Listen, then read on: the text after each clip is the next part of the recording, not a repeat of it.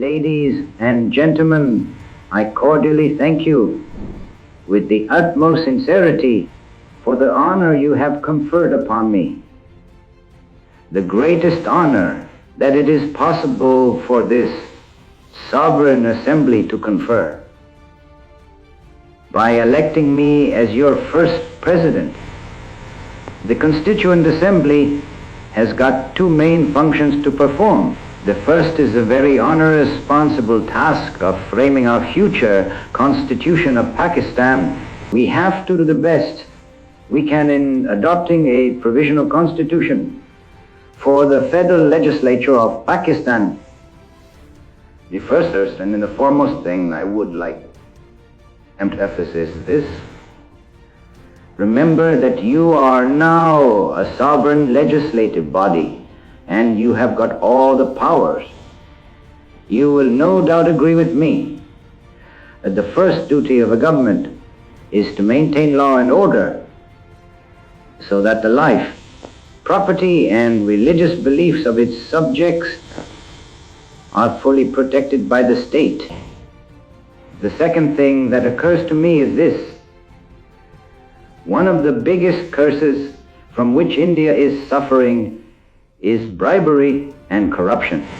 That really is a poison reed, and we must put that down with an iron hand. Black marketing is another curse. A citizen who does black marketing commits a greater crime than the biggest and most grievous of crimes. The next thing is the evil of nepotism and jobbery. This evil must be crushed relentlessly. Any idea of a united India could never have worked, and in my judgment it would have led us terrific disaster. And maybe the view is correct, maybe it is not. That remains to be seen. Now, if we want to make this great state of Pakistan happy and prosperous, we should wholly and solely concentrate on the well-being of the people, and especially of the masses and the poor. And we should again to work in that spirit, and in course of time, all these angularities of majority and minority communities. No power can hold another nation, and especially a nation of 400 million souls in subjection. And nobody could have conquered you. And even if it had happened, and nobody could have continued its hold on you for any length of time but for this. Therefore, we must learn a lesson from this. You are free. You are free to go to your temples. You are free to go to your mosques or any other places of worship in this state of Pakistan. You may belong to any religion or caste or creed.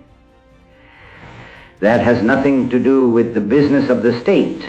No, I think we should keep that in front of us as our ideal, and you will find that in course of time, Hindus would cease to be Hindus,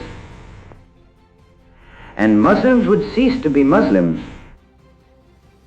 Not in the religious sense, because that is the personal faith of each individual, but in the political sense as citizens of the state. Well, gentlemen, I do not wish to take up any more of your time, and thank you again for the honor you have done to me. And I shall always be guided by the principles of justice and fair play without any, as is put in the political language, prejudicial, in other words, partiality or favoritism. My guiding principle will be justice and complete impartiality, and I am sure that with your support and cooperation, I can look forward to Pakistan becoming one of the greatest nations of the world.